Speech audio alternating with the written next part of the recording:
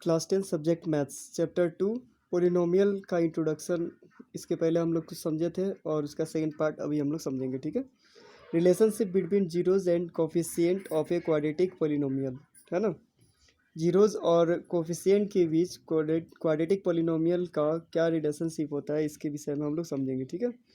इसको समझने के लिए सबसे पहले एक रफ वर्क कर लेते हैं, यह काम आएगा इसको प्रूव करने में, ठीक है। क्या है कि 2x² + 8x + 6 को हम लोग लिख सकते हैं 2x², 8x को 6x + 2x + 6, ठीक। इसमें से क्या कॉमन ले सकते हैं, क्या 2x, ठीक है। 2x कॉमन लेंगे तो क्या होगा x + 3, कैसे, तो 2x से इससे अगर डिवाइड करें हम तो 2 से 2 कैंसिल, इसमें से एक x कैंसिल हो जाएगा तो एक x बचेगा। इसको भी ऐसे ही इसको रफ करके किया जा सकता है। 6x को डिवाइड करें 2x से तो x से x कैंसिल, 2 से 6, 2 3 जा 6, ठीक है। इस तरह से कॉमन लेते हैं। इन सब में इन दोनों में क्या कॉमन होगा, 2 कॉमन है, ले लिए बाहर कॉमन, तो क्या बचेगा x + 3, ठीक।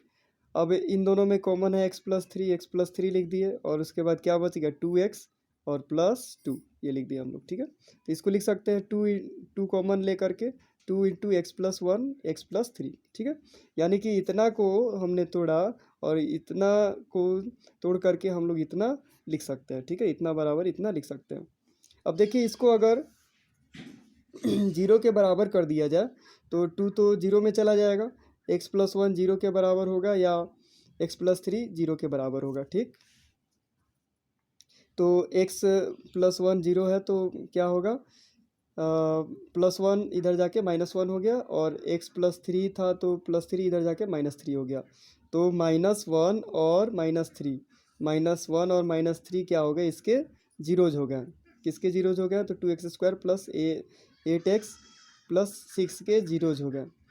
तो इस पोलिनोमियल के जब ये जीरोज हुए तो यहाँ से हम लोग देखें कि इसको तो हम लोग ऐसे लिख सकते हैं, इसको सजाकर अगर डायरेक्ट अगर हम लोग यहाँ पे लिखना चाहें, अगर जीरोज पहले से पता हो -1 -3, तो यहाँ पे हम लोग लिख सकते हैं 2 कोई कांस्टेंट है ना, 2 कोई कांस्टेंट है, और यहाँ से क्या हो जाएगा x -1 इधर क्या हो जाएगा, माइनस में है तो +1, -3 है तो +3 लिख सकते हैं, कोई दिक्कत नहीं है।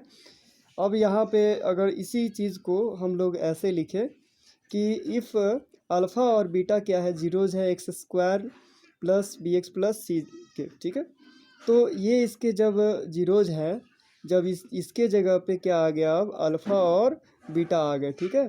तो जब ये माइनस था तो प्लस में, माइनस में था तो प्लस में लिखते थे, लेकिन यहाँ पे क्या है, प्लस अल्फ़ा और प्लस में बीटा है, तो यहाँ पे लिख सकते हैं इसी चीज़ को, जैसे कि पोलिनोमियल इतना को हम इतना लिखे थे, उसी तरह से इस पोलिनोमियल को हम इतना लिख सकते हैं के कोई कांस्टेंट हो गया, और इसको हम लोग लिख सकते हैं x प्लस में अल्फ़ा है तो -अल्फ़ा, प्लस में बीटा है तो x - बीटा, यानी k × x - alpha x - beta, ठीक।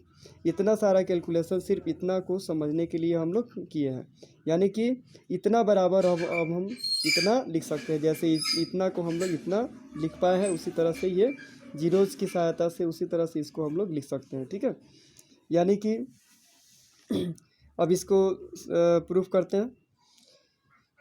Let the polynomial px = ax² + bx + 6 + c and इसके जीरोज जो है अल्फ़ा और बीटा मान लेंगे, देयरफॉर तो यहाँ से हम लोग लिख सकते हैं जिस तरह से अभी हम लोग रफ किए, ax² + bx + c = k × x - alpha × x - beta लिख सकते हैं। अभी हम लोग ने इस चीज़ को समझा, where k is a constant, k क्या है, कोई कांस्टेंट है। तो आगे अगर इसको आपस में मल्टीप्लाई करें तो क्या हो जाएगा, x² - alpha + beta × x + alpha × beta. हम लोग एक 9th क्लास में भी इसके पहले फार्मूला पढ़े थे, क्या कि x + a × x + b बराबर क्या होता है, x² + a + b × x + a × b, ठीक है। तो उसी हिसाब से इसको तोड़ा गया है। तो ax² + bx + c बराबर लिख सकते हैं k से इसमें मल्टीप्लाई कर लेंगे तो k × x² kx², माइनस है तो minus k × alpha + beta × x, ठीक है। फिर k से इसमें करेंगे तो k × अल्फ़ा बीटा, ठीक। अब यहाँ से हम दोनों साइड क्या करेंगे, कंपेयर कर लेंगे, ठीक ना। तो x² का कोफिशिएंट क्या है, यहाँ k है, इसका x² का कोफिशिएंट क्या है, a है, तो दोनों कोफिशिएंट आपस में क्या होंगे, बराबर होंगे, यानी कि के जगह पे के बराबर क्या होगा, ए हो जाएगा। तो के बराबर हम ए लिख सकते हैं। उसके बाद इसमें देखें तो एक्स का कोफिशिएंट क्या है, एक्स को छोड़ करके एक्स को अगर हटा लिया जाए तो क्या बचेगा, माइनस के अल्फ़ा प्लस बीटा। तो यानी कि माइनस के अल्फ़ा प्लस बीटा किसके बराबर हो जाएगा, एक्स का कोफिशिएंट इसमें क्या है, बी के बराबर हो जाएगा।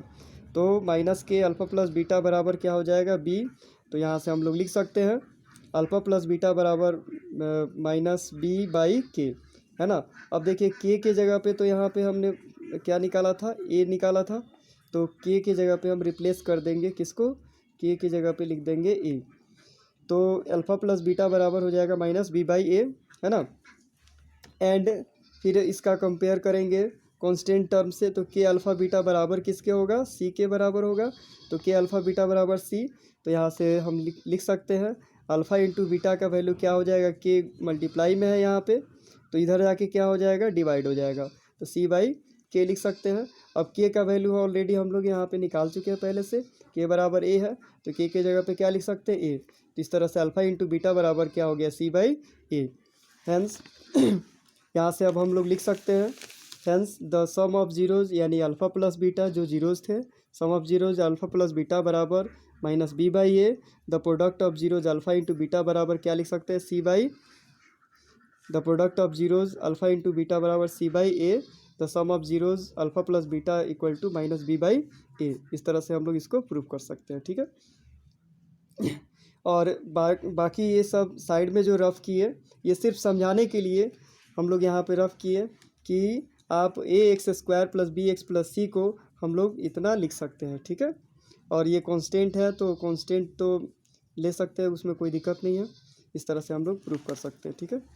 इस तरह से हम लोग को क्या फाइंड आउट होता है, the sum of zeros alpha plus beta बराबर minus b by a. The product of zeros alpha into beta बराबर सी बाई ए। इसका यूज़ करेंगे हम लोग क्वेश्चन सोल्व करने में, ठीक है।